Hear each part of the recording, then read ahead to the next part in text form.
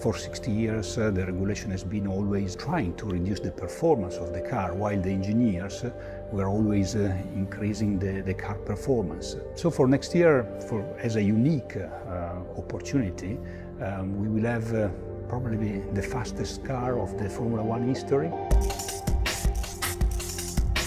The aerodynamic of the car for next year is in front of a big revolution. Many changes front to rear are happening for next year.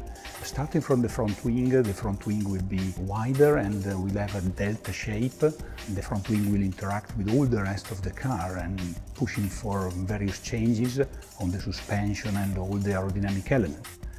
Behind the front wheel, there will be an area where aerodynamicists could further develop a lot of details. They will develop big deflectors, side pod inlet will change in terms of shapes, and the side pod will be wider and the floor as well. The rear wing will change as well, will become much wider, will change shape. They will take a sort of arrow shape, and the diffuser will be much more powerful than now, starting much earlier and then being higher than now.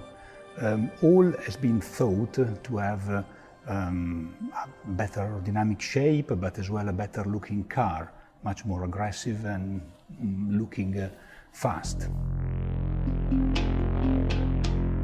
Front tires will be much wider, 75mm wider, and the rear will be 95mm wider. The wider tires, combined with the wider car and the developed aerodynamic configuration, will increase the grip in the corners, so we think that on braking we will see more longitudinal deceleration, and in cornering higher lateral acceleration. So this will be for sure for the driver more effort, the car will be more difficult to drive.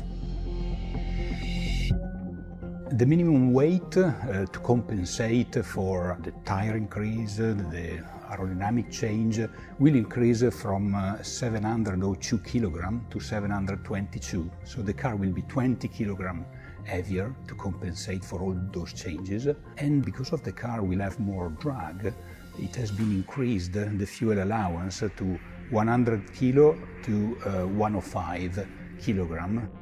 Again, in order to have during the race more fuel allowance. We think that the car performance will increase quite a bit. We are talking about 3-4 seconds of lap time. So for the driver it will be much more difficult to drive.